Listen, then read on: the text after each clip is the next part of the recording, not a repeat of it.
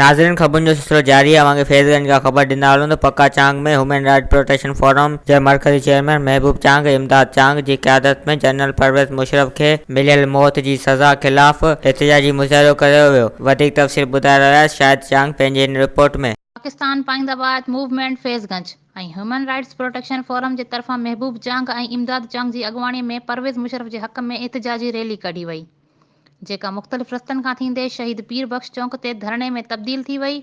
Rally में शरीक माण्हुनि सख़्तु नारेबाज़ी कई। रैलीअ खे ख़िताब कंदे महबूब चांग ऐं इमदाद चांग चयो त Pervez Musharraf chief of army staff सां गॾु सदर पाकिस्तान बि रही चुको आहे, जंहिं पाकिस्तान जी सलामती ख़ातिर दुश्मन मुल्क सां जंगू विढ़ी इहो साबित कयो त हू मुजाहिद आहे। जेको वतन काण सिर जी बाज़ी ॾिए उहो कॾहिं बि गद्दार नथो थी सघे। वधीक ख़बरुनि ऐं तफ़सील जे लाइ विज़िट कयो असांजी वेबसाइट awamiNewsHD.com ऐं ॾिसंदा रहो अवामी न्यूज़ HD।